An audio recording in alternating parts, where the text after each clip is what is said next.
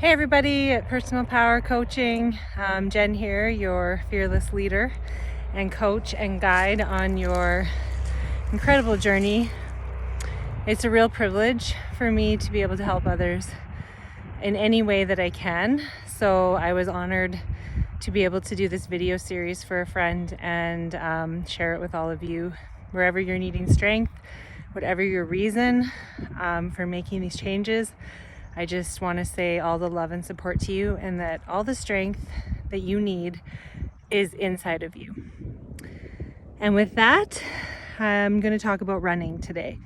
So one of my favorite pastimes, one of my favorite endorphin boosters, and one of my favorite ways to spend a Saturday is to go out for a long run. Now I know that that isn't the case for everyone, and I do share that in that there's just days when it doesn't feel right.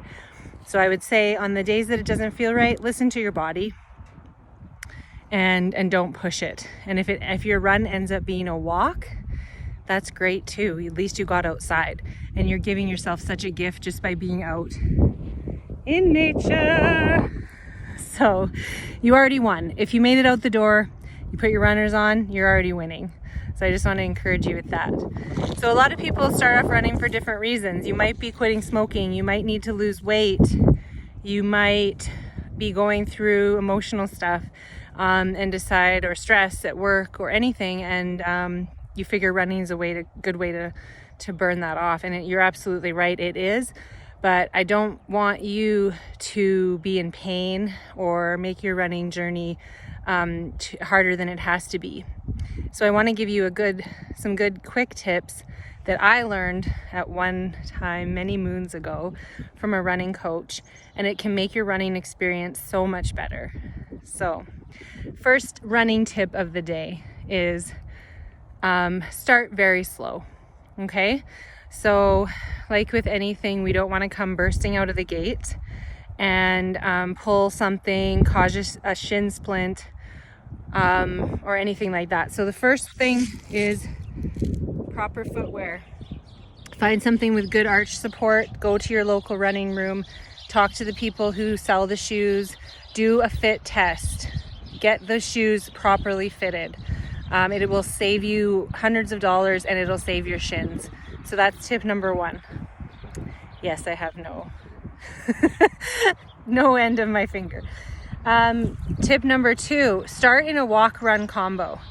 Okay, so we're going to start for the first week of running. If this is your first week out, we're going to start with 1 minute of running, 1 minute of walking. Okay, and then we're going to increase that every week to 2 minutes of running, or every 3 days if you're ready, 2 a week. So 2 minutes of running, 1 minute of walking. And then pretty soon you'll be up to running for a full 5 minutes. And you have done it in a way that is more gentle on your system. Foot planter. Okay, so how we plant our feet when we're running is really important. This is tip number 3. So we never want to be landing like an elephant. Think light, think toe to heel when we're running. So we always want to be coming down sort of on the front of our foot gently. The old expression, pounding pavement, shouldn't be happening. We should actually be nice and light. So my favorite running coach in the world taught me this is pretend you're holding a potato chip in your hand. And we're going to hold the potato chip, and we're actually just going to run with that potato chip. And that lightness in your hand will actually cause lightness in your feet. And so I'm just supporting the tops of my feet, or the plantar part of my feet. And I know it looks really silly, but that's what we do.